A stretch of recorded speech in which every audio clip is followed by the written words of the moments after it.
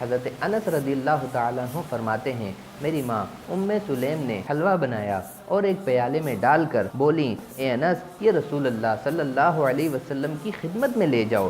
حضرت انس رضی اللہ تعالیٰ عنہ تھوڑا سا حلوہ آپ صلی اللہ علیہ وسلم کی بارگاہ میں لے کر حاضر ہوتے ہیں اور جیسا ان کی ماں نے فرمایا ہوتا ہے ایسا آقا کی بارگاہ میں عرض کرتے ہیں کہ تھوڑا سا ہدیہ قبول فرمائیں۔ پیارے پیارے آقا رحمت والے مصطفیٰ صلی اللہ علیہ وآلہ وسلم ارشاد فرماتے ہیں اسے رکھ دو اور ہمارے پاس فلاں فلاں کو اور فلاں کو بلا لاؤ جن کا حضور نے نام لیا، اور جس سے تم ملو ہمارے پاس بلا لاؤ۔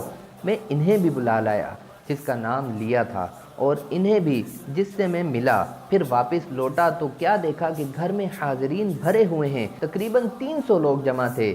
حضرت انس رضی اللہ تعالیٰ عنہ فرماتے ہیں کہ میں نے نبی پاک صلی اللہ علیہ وسلم کو دیکھا کہ آپ نے حلوے پر ہاتھ رکھا اور جو چاہا وہ پڑھا۔ پھر نبی پاک صلی اللہ علیہ وسلم 10 کو بلانے لگے، وہ اس میں سے کھانے لگے۔ حضور پاک صلی اللہ علیہ وسلم فرماتے کہ اللہ کا نام لو اور ہر شخص اپنے سامنے سے کھائے۔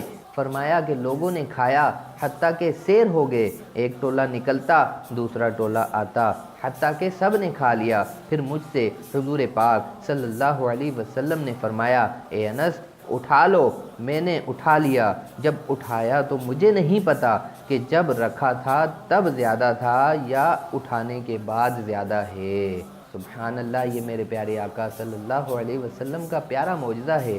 میرے پیارے آقا صلی اللہ علیہ وسلم کی بارگاہ میں تھوڑا سا ہدیہ، تھوڑا سا حلوہ حضرت سلیم رضی اللہ تعالی عنہ نے حضرت انس رضی اللہ تعالی عنہ اپنے بیٹے کے ذریعے بھجوایا۔